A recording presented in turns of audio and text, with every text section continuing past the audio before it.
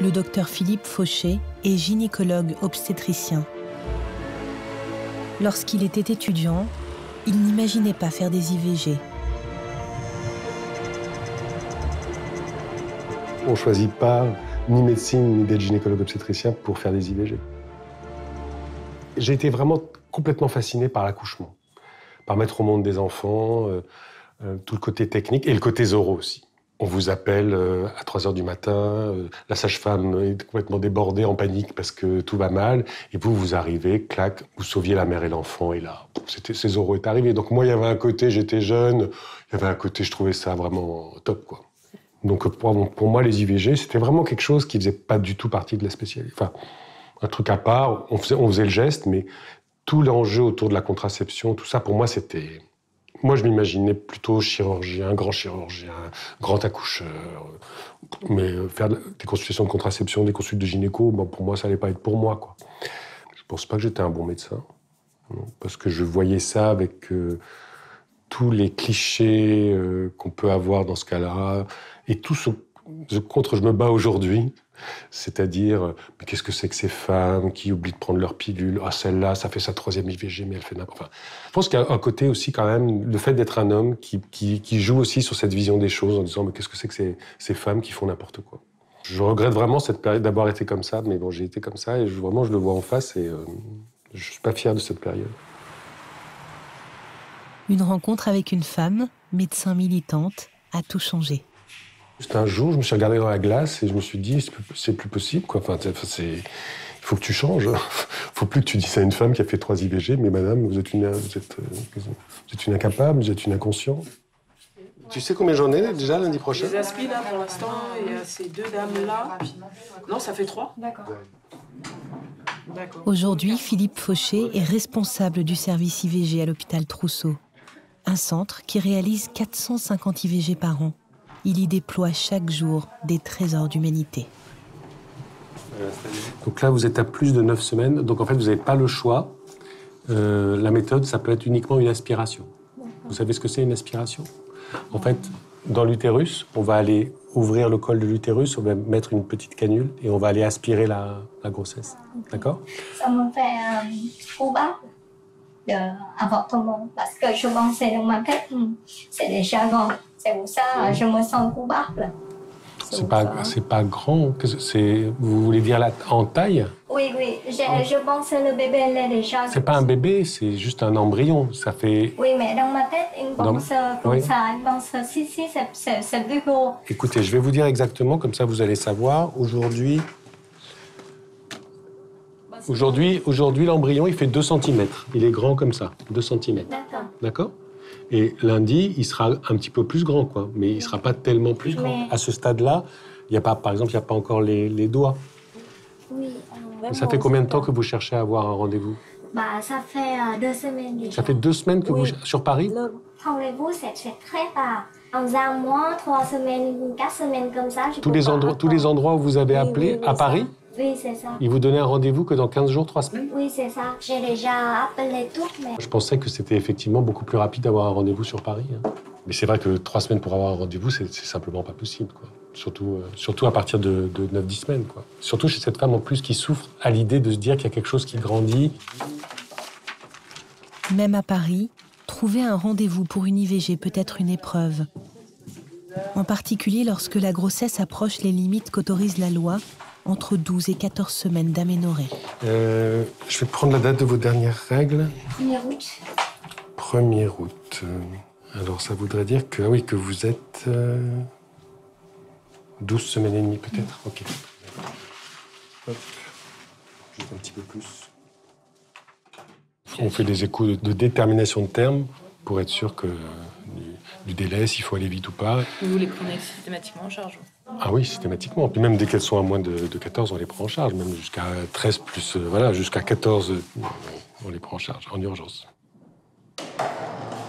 Beaucoup d'établissements hospitaliers ne considèrent pas qu'une femme qui va arriver à 14 semaines est une urgence. Or, c'est une urgence. Mais beaucoup ne le considèrent pas. Il y a le côté qu'entre 12 et 14 semaines, parfois, on a quand même l'impression d'interrompre une grossesse plus évoluée, avec Avec l'échographie, on sait à quoi ça ressemble, un embryon de 14 semaines. Un embryon de 14 semaines, on voit la tête, les jambes, les bras. Donc, il y a certains médecins pour qui faire ça. Bon, comme c'est pas agréable à faire, je fais pas. Comme ça me dégoûte, je fais pas. Vous, ça vous a déjà dégoûté? Non. Le docteur Fauché dénonce un mur dressé devant les femmes qui demandent une IVG tardive.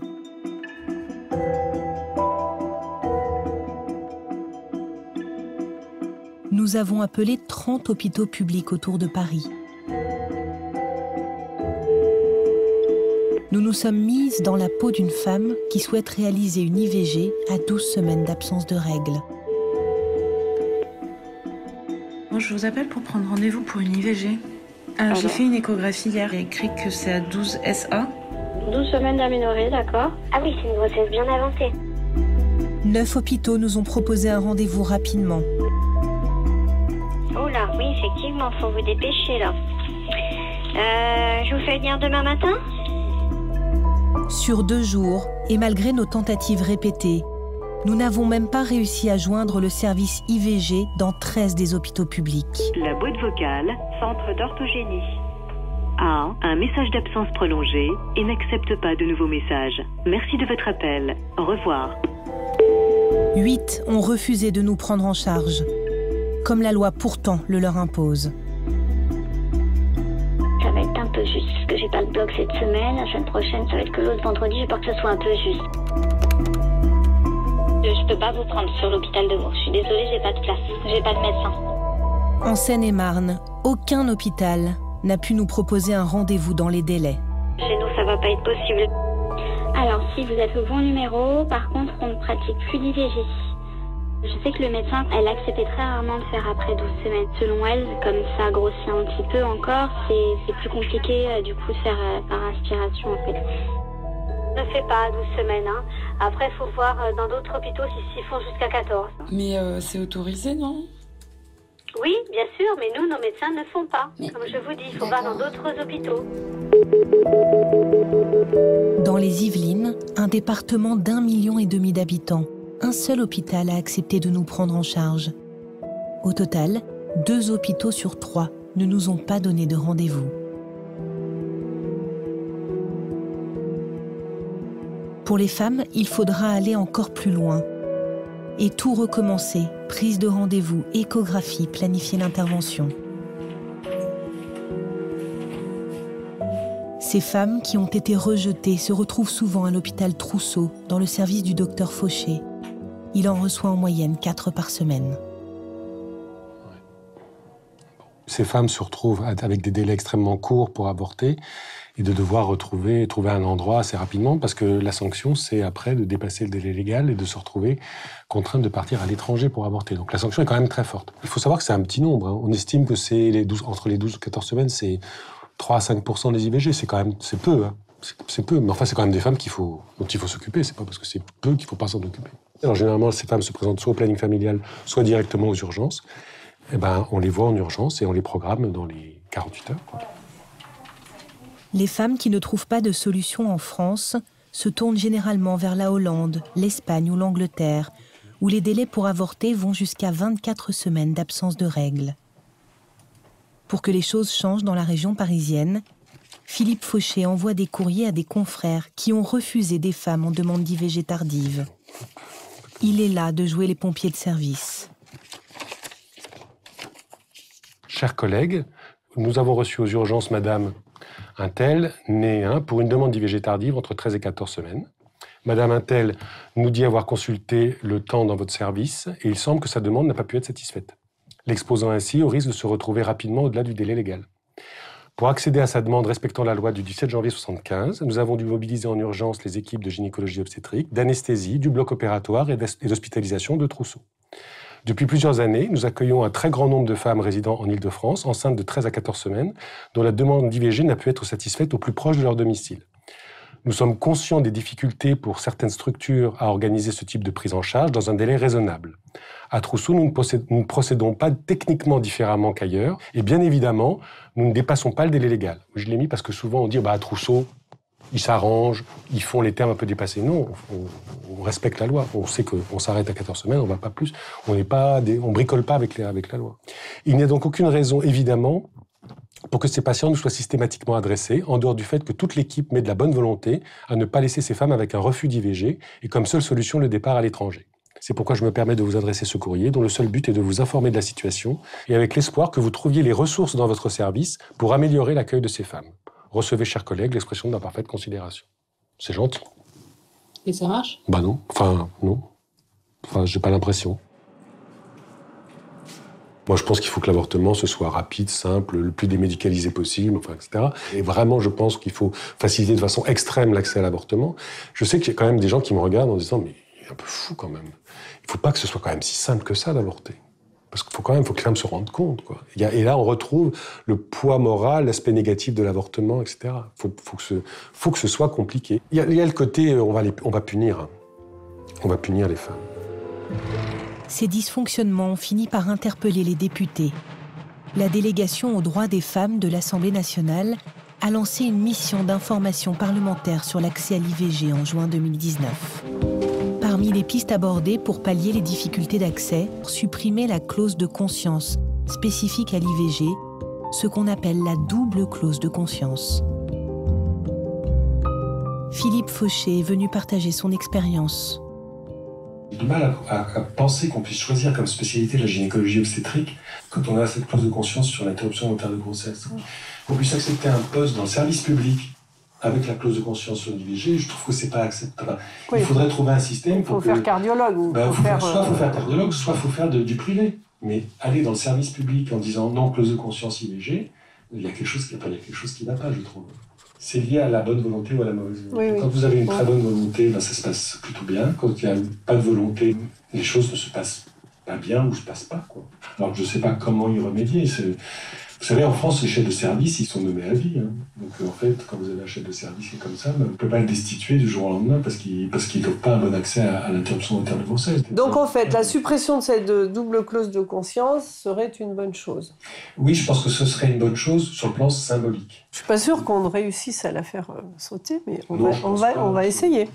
Philippe Fauché anime une association de médecins et de sages-femmes, le réseau Revo, qui propose des solutions concrètes sur le terrain. L'idée, c'est de désengorger les services d'IVG dans les hôpitaux à bout de souffle.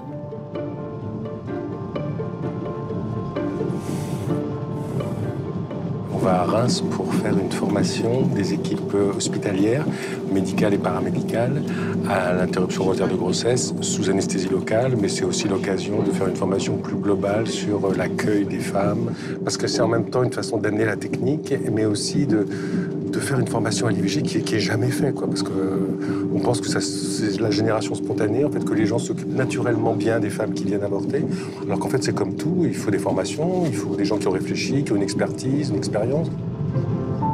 L'IVG sous anesthésie locale ne représente que 6% des IVG en France. Son ambition, c'est de développer cette méthode plus économique.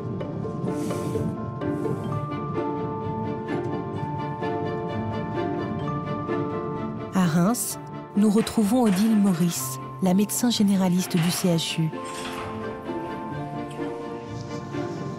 Elle qui a l'habitude des IVG sous anesthésie générale, elle n'en a encore jamais faite sous anesthésie locale. Tu vas bien ? Bonjour, oui, très beau. Bonjour. Autour de la table, des sages-femmes, des médecins gynécologues, des conseillères conjugales. Il y a trois grosses questions, c'est est-ce que ça fait mal, qu'est-ce que je vais voir et qu'est-ce que je vais entendre. Il faut expliquer quand même qu'il y a une possibilité de ressentir quand même les injections, surtout les premières, et qu'à la fin de l'intervention, quand l'utérus va se contracter, il peut y avoir une douleur qui est ressentie, mais qui est une douleur qui est très fugace, qui ne dure pas très longtemps. L'avantage, c'est d'être consciente pendant l'intervention et active aussi pendant l'intervention. Ensuite, on passe la canule d'aspiration, voilà, et par des mouvements de va-et-vient, de rotation, enfin chacun fait comme il sent, ça permet d'aspirer le contenu, l'œuf, l'embryon. Hop. Odile et son équipe vont passer à la pratique sous la supervision de Philippe Fauché. c'est un peu l'inconnu, parce que comment vont le vivre les femmes, ça va être un peu différent à chaque fois, je pense. La première patiente d'Odile, ce sera Laura, qui avait eu tant de mal à se faire prendre en charge avant d'arriver à Reims. Est-ce que vous entendez la musique? On n'entend pas beaucoup. Est-ce que vous voulez un peu plus de musique? Vous en voulez un peu plus? On peut mettre de la musique, hein. Pour la rassurer, la sage-femme lui parle pendant toute l'intervention. Et essayez de visualiser la plage, la mer, la montagne. Ça peut être une jolie plage de Thaïlande, hein, avec la mer qui fait des va-et-vient, comme votre respiration. Soufflez, soufflez. Très bien. Soufflez, soufflez. Détendez-vous. Ça va passer. Pour les essayages. On va commencer l'aspiration. Soufflez. Encore très bien. C'est très bien ce que vous faites. Courageuse. C'est terminé. C'est fini. Ce jour-là, il y a foule dans la salle de bloc, mais en temps normal, l'intervention ne mobilise que 3 personnes. Il n'y a pas besoin d'anesthésiste.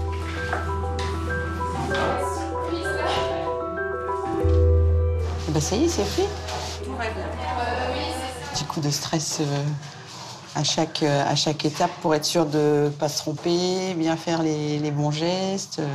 Puis il y a beaucoup de monde, donc c'est quand même un petit peu impressionnant. Je crois que idéal, ouais. C'était un petit peu lente, c'est normal, parce que en fait, plus ça va vite, mieux c'est. C'est normal que tu aies pris ton temps. Mais non, ça s'est super bien passé. Je crois qu'elle a quasiment pas eu mal, un petit peu à la fin. 5 sur 10, je lui ai demandé. Là. 5 sur 10, c'est même pas la douleur d'une pause. C'est un stérilé, quoi. C'est même pas. Si, je lui ai demandé, du coup. Non, mais c'est super. Non, très bien. Rien à dire. Parfait, je suis très content. Moi aussi. C'est satisfaisant et pour la femme et pour le praticien. Plus finalement que sous anesthésie générale. Finalement, on n'a aucun contact. Alors que là, c'est assez enrichissant et on a l'impression d'apporter un plus